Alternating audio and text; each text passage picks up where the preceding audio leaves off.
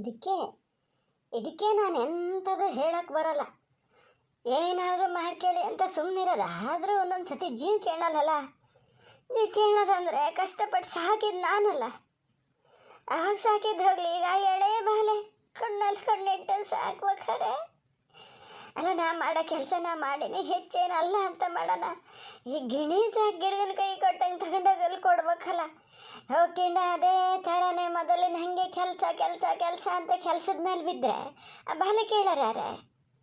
ಅವ ಮೊದಲೇ ಪಾಪದ ಹುಡುಗ, ಏನು ಹೊಟ್ಟಿಗೆ ಕೊಟ್ರ ಆತ ಬಿಟ್ರ ಆತ ಅವ್ನ ಪಾಡಿಗೆ ಅವ ಅಯ್ಯೋ ಅಂದ್ಕೊಂಡು ಆಟ ಆಡ್ಕೊಂಡು ಇರ್ತಾನೆ ಪಾಪ.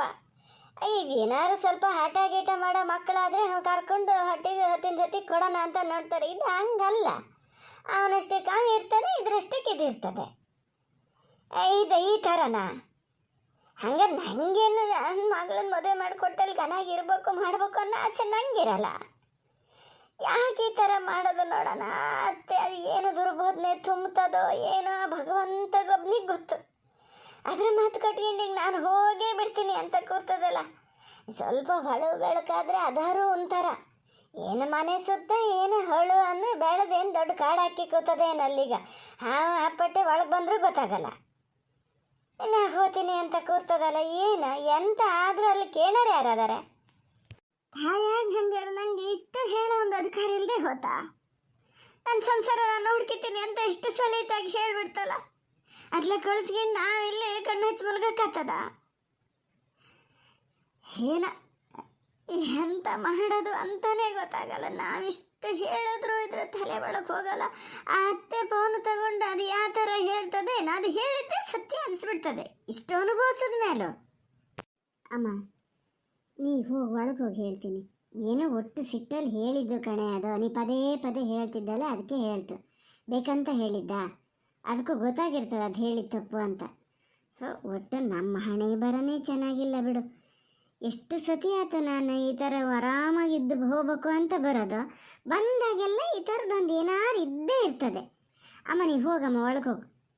ನಾನು ಮಾತಾಡ್ತಿದ್ದೀನಲ್ಲ ಇಲ್ಲಿ, ನಾನು ಅದು ಮಾತಾಡ್ತೀನಿ. ಏನು ಇನ್ನು ಕಡೆಗೆ ಏನು ಮಾಡೋದು, ಅದು ಹೆಂಗೆ ಹೇಳ್ತದೋ ಅದ್ರ ಮನಸ್ಸಿಗೆ ಬಂದಂಗೆ ಅದು ಮಾಡಲಿ. ನಾವೇನು ಮಾಡೋಕ್ಕಾಗಲ್ಲ, ಹೇಳಷ್ಟು ಹೇಳಾಗಿದೆ. ನೀವು ಹೋಗಿ ಒಳಗೆ ಹೋಗು. ಏನು ಆಗ್ತದ ಹಾಕ್ಕೊಂಡು ಹೋಗಲಿ, ಏನಾಗ್ತದ ಹಾಕ್ಕೊಂಡು ಹೋಗಲಿ. ನಾನು ಎಂತ ಮಾಡೋದು? ಅಕ್ಕ ಈಗ ಹೇಳು, ನಿಧಾನದಿಂದ ಯೋಚನೆ ಮಾಡಿ ಹೇಳಿ. ನೀನು ಮಾತಾಡಿದ್ದು ನಿಂಗೆ ಸರಿ ಅಂತ ಅನ್ನಿಸ್ತದ? ಹೇಳ ನೋಡೋಣ. ನಿನ್ನ ಅತ್ತೆಗಿದ್ದಷ್ಟು ಕಾಳಜಿ ನಮ್ಮ ಅಮ್ಮಗಿಲ್ಲ ಅಂತ ನೀನು ಹೇಳದ? ನಿನ್ನ ಸಂಸಾರ ಹಾಳಾಗಲಿ ಅಂತ ಮಾಡ್ತದ ಅದು? ಏನೇ ಹೇಳೋದಾದ್ರೂ ನಿನ್ನ ಒಳ್ಳೇದಕ್ಕೆ, ನಿಂಗಂತಾನೆ ಅಲ್ಲ ನಂಗಾರು ನಮ್ಮ ಒಳ್ಳೇದಕ್ಕೆ ಹೇಳೋದು, ಹೌದಾ ಅಲ್ಲ? ತೆಗೆದು ಬಾಯಿಗೆ ಹಂಗೆ ಹೇಳ್ಬಿಟ್ಟಲ್ಲ ನೀನು. ಎಷ್ಟು ಮನಸ್ಸಿಗೆ ಬೇಜಾರಾತ ಅದಕ್ಕೆ? ನಾನು ಏನು ಹೇಳ್ಬೇಕಂತ ಹೇಳಿದ್ದಲ್ಲ ಆತ. ಅಷ್ಟು ಕಂಡೀಷನಾಗಿ ಹೇಳದೇ ಇದ್ರೆ ಮತ್ತೆ ಅದನ್ನೇ ಹೇಳ್ತಿರ್ತದೆ ಅಮ್ಮ. ಅದನ್ನೇ ಹೇಳ್ಕೊಂಡು ಅಳ್ತಿರ್ತದೆ ದಿನ. ಹೆಂಗೆ ಕೇಳ್ಕೊಂಡಿರಲಿ ಅದನ್ನು? ಹಿಂಗೆ ಒಂದು ಸರಿ ಸಿಟ್ಕೊಂಡು ಹೇಳಿದ್ರೆ ಮತ್ತೆ ಸುದ್ದಿ ಹೇಳಕ್ಕೆ ಬರೋಲ್ಲ ಅಂತ ಹೇಳಿದೆ ಅಷ್ಟೇ. ನನಗೇನು ಗೊತ್ತಿಲ್ಲ ಅಮ್ಮ ಎಷ್ಟು ಕಷ್ಟಪಟ್ಟು ಸಾಕಿದೆ, ಈಗಲೂ ಸಾಕ್ತಾ ಇದೆ ಅಂತ. ನನ್ನ ಪರಿಸ್ಥಿತಿನೇ ನಿಮ್ಗೆ ಯಾರಿಗೂ ಅರ್ಥ ಆಗಲ್ಲ. ಏನಕ್ಕ, ಏನಂಥ ಪರಿಸ್ಥಿತಿ? ಏನು ನಮ್ಗೆ ಯಾರಿಗೂ ಅರ್ಥ ಆಗದೇ ಇರೋಂಥ ಪರಿಸ್ಥಿತಿ ಯಾವುದು ನೋಡೋಣ ಹೇಳಿಂದು? ನೀ ತಿಳ್ಕೊಂಡಿದ್ದಷ್ಟೇ ನಮ್ಗೆ ಯಾರಿಗೂ ಅರ್ಥ ಆಗಲ್ಲ ಅಂತ. ನಮಗೆಲ್ಲರಿಗೂ ಗೊತ್ತು, ಆದರೆ ಅದಷ್ಟು ದೊಡ್ಡ ಸಮಸ್ಯೆ ಅಂತ ನಮ್ಗೆ ಅನಿಸಲ್ಲ. ಅದು ಅಲ್ಲದೆ ನಿನ್ನ ಗಂಡನ ಮನೇಲಿ ಯಾರ್ಯಾರು ಹೆಂಗೆ ಅದಾರೆ ಅಂತ ನಮಗೆ ಗೊತ್ತಾಗಿದೆ, ದೂರದಲ್ಲಿದ್ದವರಿಗೆ. ನಿಂಗಲ್ಲೇ ಇದ್ದವಳಿಗೆ ಗೊತ್ತಾಗಲ್ಲ. ಅದು ಯಾರು ತಪ್ಪು ಹೇಳ? ನಿನ್ನ ಅತ್ತೆ ನೀನು ಇವತ್ತು ಫಸ್ಟ್ ನೋಡ್ತೀಯಾ? ಕೆಲಸ ಆಗಬೇಕು ಅಂತ ಕಂಡ್ರೆ ಹೆಂಗೆ ಬೇಕಾದ್ರೆ ಅವ್ರ ಬಣ್ಣ ಬದಲಾಯಿಸ್ತಾರೆ. ನೀನು ಅದನ್ನು ನಂಬ್ತೀಯ ನೋಡು. ಇದನ್ನೇ ಹೇಳಿದ್ದು, ನನ್ನ ಪರಿಸ್ಥಿತಿ ನಿಮ್ಗೆ ಅರ್ಥ ಆಗಲ್ಲ ಅಂತ. ನನಗೇನು ಗೊತ್ತಿಲ್ಲ ಅವ್ರು ಯಾವ ಥರದವರು ಅಂತ. ನಮ್ಮದೇ ಇದ್ದರೂ ನಂಬೋರ್ ಥರ ನಾಟಕನಾರು ಮಾಡ್ಬೇಕು ನಾನು. ಈಗ ಅವರಷ್ಟು ರಿಕ್ವೆಸ್ಟ್ ಮಾಡ್ಕೋತಾ ಇದ್ದಾರಾ? ಅವಾಗಲೇ ಹೋದ್ರೆ ನಂಗೆ ಒಂಥರನಾರು ಸ್ವಲ್ಪನಾರು ಬೆಲೆ ಇರ್ತದೆ. ಎಂಥಕ್ಕೇನಾದ್ರು ಒಂಚೂರು ತೊಂದರೆ ಆದ್ರೆ ನೀವು ಹೇಳಿದ್ರಿ ನಾ ಬಂದೆ ಅನ್ನೋಕ್ಕಾರ ಆಗ್ತದೆ. ಆಮೇಲೆ ಲೇಟಾಗಿ ಹೋದ್ರು ಏನು ನಮ್ಮ ಸಮಸ್ಯೆ ತಪ್ತದಂತ ಮಾಡ್ದ? ಈಗ ಅವರೇ ಹೇಳ್ತಾರೆ ಅವಾಗ, ಏನು ಅಲ್ಲೇ ಇದ್ದೆ ಇಷ್ಟು ದಿವಸ, ಏನು ನಾವೇನಾರು ನಮ್ಮ ಕಷ್ಟಕ್ಕೆ ಏನಾರು ಬಂದಿದ್ದ ನೀನು ಅನ್ನೋಕ್ಕೆ ಶುರು ಮಾಡ್ತಾರೆ. ಆವಾಗ ಬಿಡು, ಇದಕ್ಕೆ ಮತ್ತೊಂದು ಏನಾರು ಹೇಳ್ತೀಯ? ನಂಗೆ ಅದು ಸರಿ ಆಗಲ್ಲ, ಬೇಡ, ಇದ್ರ ಬಗ್ಗೆ ಮಾತೇ ಬೇಡ, ಬಿಟ್ಬಿಡು. ಅಲ್ಲ ಮಾರತಿ, ಅವ್ರು ಹೇಳ್ತಾರೆ ಅಂತ ನೀನು ಜೀವನಾರು ಒಂಚೂರು ಗಟ್ಟಿ ಮಾಡ್ಕೊಂಡು ಹೋಗ್ಬೇಕಲ್ಲ. ಈಗ ಹೋದಾಗ ಏನು ಹೇಳಲ್ಲ ಅಂತ ಮಾಡ್ದ? ಹಿಂಗೆ ಹೇಳಿರ್ತಾರೆ. ನಾನು ಆದರೂ ಬಾ ಅಂದಿದ್ದೆ, ನಿನ್ನೇನು ಬಂದೇ ಬಿಡು ಅಂತ ಹೇಳಿದ್ನ, ಆಗದೆ ಇದರಲ್ಲೇ ಇರಬೇಕಿತ್ತು ಅಂತಾರೆ. ನೋಡ್ಬೇಕಾರೆ ಒಂದಲ್ಲ ಒಂದಿನ ನಿನ್ನ ಅತ್ತೆ ಇದನ್ನು ಹೇಳೇ ಹೇಳ್ತಾರೆ. ಆವಾಗಲಾದರೂ ಹೇಳಿಸ್ಕೊಳೋದೆ, ಈಗಲಾದರೂ ಹೇಳಿಸ್ಕೊಳೋದೆ. ಬಿಡು, ಮತ್ತೆ ಹೇಳಿದ್ರೆ ಬೇಜಾರು ಮಾಡ್ಕೋತೀಯ ನೋಡು. ಇನ್ನೂ ಒಂದೆರಡು ದಿನ ಯೋಚನೆ ಮಾಡು, ನಿಂಗೆ ಅನ್ನಿಸ್ದಂಗೆ ಮಾಡು, ನಾನೇನು ಭಾಳ ಹೇಳಲ್ಲ. ಅದಷ್ಟೇ ಅಲ್ಲ ಕಣೆ ಪೂರ್ವಿತಾ, ಅವಾಗ ಅಮ್ಮದೆ ಅಂತ ನಾನು ಹೇಳ. ಮೊನ್ನೆ ಇವ್ರು ಫೋನ್ ಮಾಡಿದಾಗ ಏನು ಹೇಳಿದ್ರು ಗೊತ್ತಾ? ಎಲ್ಲ ತೋರಿಸ್ತಾರೆ ಟಿ ವಿಲಿ ಎಲ್ಲ, ಹುಡುಗಿಯರು ಹೆಂಗಿದ್ರು ಸಾಧಾರಣದ ಗಂಡ ಆದರೆ ಬಿಟ್ಟೇ ಹೋತಾರೆ ಅಂತಾರೆ. ನನಗೂ ಯಾಕೋ ಅದೇ ಡೌಟ್ ಬರ್ತಾಯಿದೆ. ನಿಂಗೆ ಹೆಂಗೆ ಊರಲ್ಲಿ ಒಬ್ಬದಾನಲ್ಲ ಅಂದ್ಬಿಟ್ರು ಗೊತ್ತಾ? ಎಷ್ಟು ಬೇಜಾರಾದಂಗೆ ಆತೆ ನನಗೆ. ಇದನ್ನು ಹೆಂಗೆ ಹೇಳೋದು ನಾನು ಅಮ್ಮನ ಹತ್ರ? ಈಗ ನಾನು ಇಂತಹ ಪರಿಸ್ಥಿತಿಲಿ ನಾನು ಹೋಗದೇ ಇದ್ದರೆ ಯಾಕೆ ಬರಲ್ಲ ನೀನು? ಬೇಡಾಗಿತ್ತು ನಿಂಗೆ ಹೆಂಗೆ ಒಲ್ಲದಾರಲ್ಲ ಅದಕ್ಕೆ ಬರಲ್ಲ ಅಂತಾರೆ. ಇಂಥ ಗಲೀಜು ಮಾತು ಕೇಳ್ಕೊಂಡು ಹೆಂಗಿರೋದು ನಾನು? ಆಗಲ್ಲ, ಹೌದಾ ಅಲ್ಲ? ಆ ಥರದ್ದೆಲ್ಲ ಮಾತು ಕೇಳಿಸ್ಕೊಂಡು ನಿಂಗೆ ಇರೋಕ್ಕಾಗಲ್ಲ, ಹೌದಾ ಅಲ್ಲ? ಅವ್ರು ಹೇಳಿದ್ನೇ ನಿಜ ಮಾಡಿಬಿಡು, ಬೇಡ ಹೋಗಲೇ ಬೇಡ. ಇರು, ನಿನ್ಗೆ ಅವ್ರು ಏನಾರು ಹೇಳ್ಕೊಂಡ್ಲಿ, ನಿನ್ನ ಮನಸ್ಸಲ್ಲಿ ಏನದೆ ಅಂತ ನಿಂಗೆ ಗೊತ್ತಲ್ಲ. ಇಲ್ಲೇ ಇರು ನೀನು. ಅಪ್ಪಾಜಿ ಅಮ್ಮ ಅಷ್ಟೇ ಹೇಳ್ತಾ ಇದ್ದಾರೆ, ಭಾಳ ಕಷ್ಟ ಅಂದರೆ ಅವಳು ಹೋಗೋದೇ ಬೇಡ, ಇಲ್ಲೇ ಇರಲಿ ಅಂತ. ಇದ್ದೇ ಬಿಡು, ಗೊತ್ತಾಗಲಿ ಆವಾಗ. ಏನು ಮಾತಾಡ್ತೀಯ ನೀನು? ಏನು ಮಾತಾಡ್ತಿ? ಇದನ್ನು ಯಾರು ಕೇಳಿಸ್ಕೊಂಡ್ರು ಸೈಮಂತ ಅವ್ರು ಹೇಳಿದ್ದೆ ನಿಜ ಅಂತ ಆಗ್ತದೆ ಗೊತ್ತಾನು.